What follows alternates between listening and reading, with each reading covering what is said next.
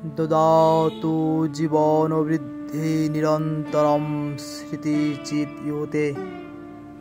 আমাকে প্রতিনিয়ত চেতনাবাহী স্মৃতিযুক্ত জীবন দান করো।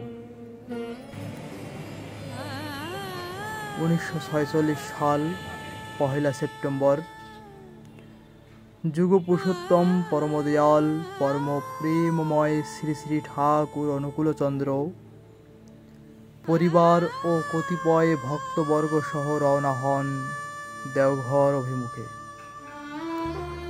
দ্বিতীয় দিন অর্থাৎ 2 সেপ্টেম্বর সকাল 9টায় মায়াতীতের মতো নিজ জন্মভূমি ও দীর্ঘ 58 বছরের লীলাভূমি পাবনার হিমায়তপুরকে পেছনে ফেলে শ্রী শ্রী ঠাকুর উপনীত হলেন দেওঘরের বড়াল বাংলোতে।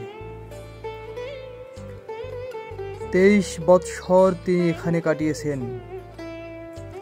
আর এই দেওঘর সৎসঙ্গ আশ্রম ঝাড়খণ্ডের সাঁওতাল পরগনার অন্তর্গত বৈদ্যনাথ পীঠস্থানের সংলগ্ন দেওঘরে অবস্থিত। সৎসঙ্গ এর উদ্দেশ্য মানুষকে সত্যিকারের মানুষ হিসেবে গড়ে তোলা। সৎসঙ্গ কখনো সম্প্রদায়ে বিশ্বাস করে না। ধর্ম কখনো বহু হয় না, ধর্ম এক। সপারিপার্শ্বিক জীবন বৃদ্ধির পথে এগিয়ে চলাই ধর্মের প্রধান লক্ষ্য। ধর্ম মূর্ত হয় আদর্শে এবং শ্রী শ্রী ঠাকুর হলেন ধর্মের মূর্ত আদর্শ। 1946 সালে শ্রী শ্রী ঠাকুর পাবনা থেকে দেওঘরে চলে আসার পর থেকেই এখানেও ধীরে ধীরে গড়ে ওঠে পাবনার মতো কর্ম প্রতিষ্ঠান। শ্রী শ্রী ঠাকুরকে ঘিরে রচিত হয় অমৃতলোভা মধুচক্র।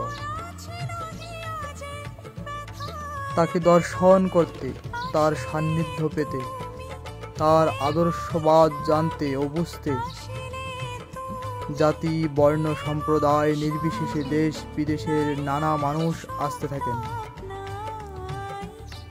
নিত্য আসতে থাকেন দর্শক, সাধু, সুধী, দার্শনিক, বৈজ্ঞানিক, শিল্পী, সাহিত্যিক, সাংবাদিক, রাজনৈতিক ও রাষ্ট্রীয় নেতাবৃন্দ।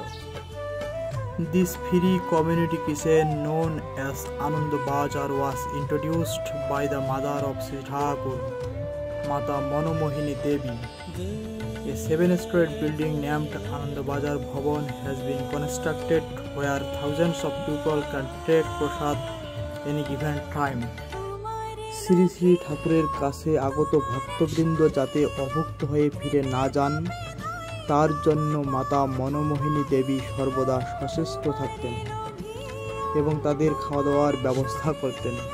মূলত হাজার হাজার অমৃত পিপাসু শ্রদ্ধেয় দাদা ও মায়েদের আগমন হেতু প্রতিনিয়ত দেওঘর সৎসঙ্গ আশ্রমে ভক্তের ঢল নেমে যায় এবং তাদের যাতে সুন্দর স্বাস্থ্যসম্মত একটি প্রসাদ গ্রহণের মধ্য দিয়ে তারা যাতে ফিরে যেতে পারে সেজন্যই মূলত এই সৎসঙ্গ আশ্রমের যে আনন্দবাজার ভবন সেটি বহুতল বিশিষ্ট করা হয়েছে এবং এখানে প্রতিনিয়ত হাজারো ভক্ত প্রসাদ গ্রহণ করে এবং উৎসবের সময় এলাকাবাসী, গ্রামবাসী সহ লাখো লাখো ভক্তের যে আগমন, সেই আগমনের লক্ষ্যে মূলত এই বহুতল বিশিষ্ট ভবন আনন্দবাজার ভবন, সেখানে ভক্তরা বসে সুন্দরভাবে প্রসাদ গ্রহণ করেন এবং যুগপুরুষোত্তম পরমদয়াল পরম প্রেমময় শ্রী ঠাকুর এই মাটিতে লীলা করেছেন।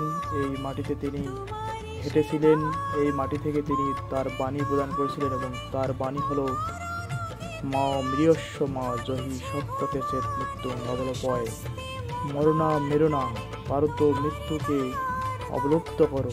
Do never die nor cause death but resist death to death.